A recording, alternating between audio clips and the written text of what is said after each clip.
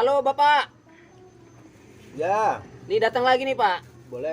Nah ini kan ada begini Pak, Pioneer itu kan punya dua aplikasi. Yang pertama aplikasi Pi, kemudian ada aplikasi Pi Browser. Ya, Nah pertama kita kan daftar di Pi itu pakai nama depan, nama belakang, tiba-tiba namanya jadi nama Facebook kan gitu. Ya.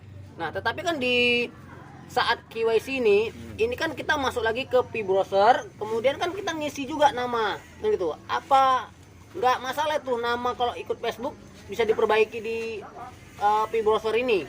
ya ini masih dalam tanda kutip ya. Terkait nama untuk pengisian form pendaftaran untuk KYC itu dia gini. Nama yang sudah tertera di akun Pi kita yang menggunakan Facebook kan selalu tidak sama dengan KTP. Tapi memang kan hari ini prosesnya untuk KYC kita mengisi nama lagi. Nah tentu saja kan kita sempurnakan dari nama yang ada di KTP kan tentu sama dengan yang kita isikan di form KYC. Nah persoalannya ya kita masih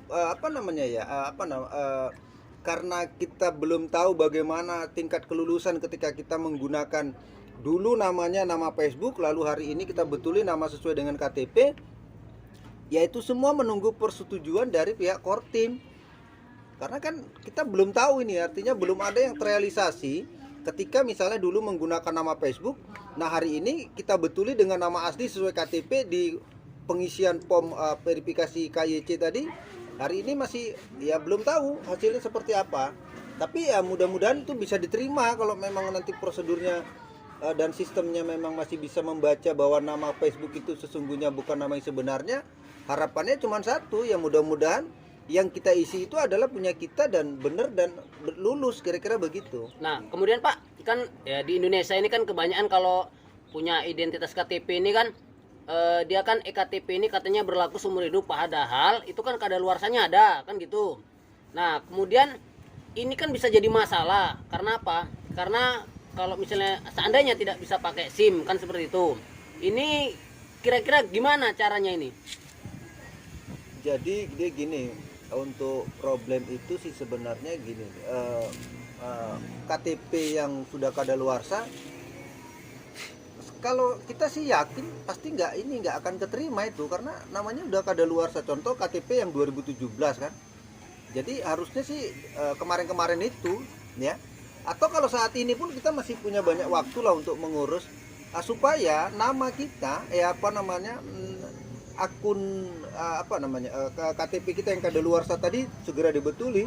Karena kalau yang namanya sistem itu nggak bisa ditawar-tawar lagi. Kalau sudah bilang A ya A, itulah sistem tadi.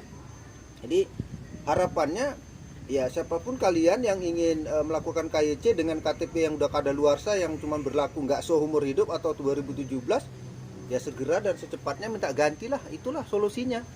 Karena ya sistem takutnya nanti ya nggak bisa membaca bahwa KTP kita itu nggak seumur hidup, takutnya ketolak gitu dia. Nah mungkin berarti gini ya Pak ya, kayaknya ini supaya tidak ada lagi akun-akun palsu ketika kita identitasnya asli gitu ya Pak ya?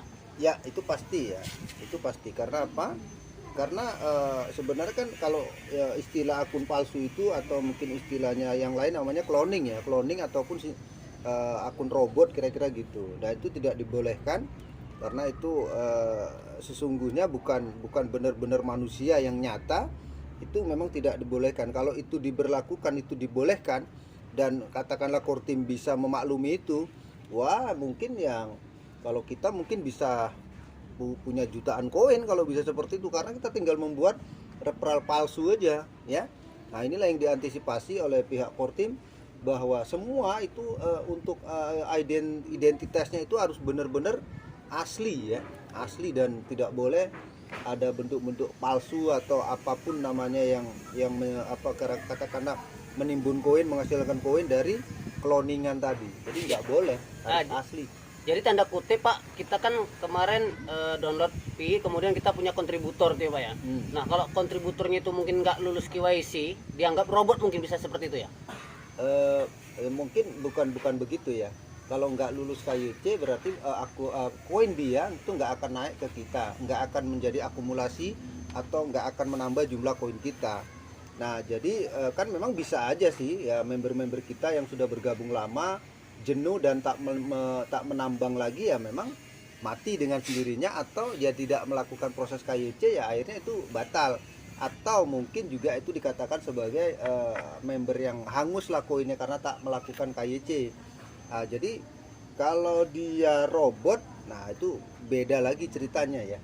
Tapi percayalah bahwa kalau misalnya ada member yang nggak melakukan KYC, ya dijamin nggak lolos. Nah kemudian juga pasti koinnya nggak akan bertambah ke kita. Jadi hasilnya ya tentu nggak sama dengan koin yang ada sementara ini. Oke, oke. Oke, terima kasih Pak ya atas informasinya, penjelasannya ya. Mudah-mudahan sukses ya Pak ya. Yo, oke.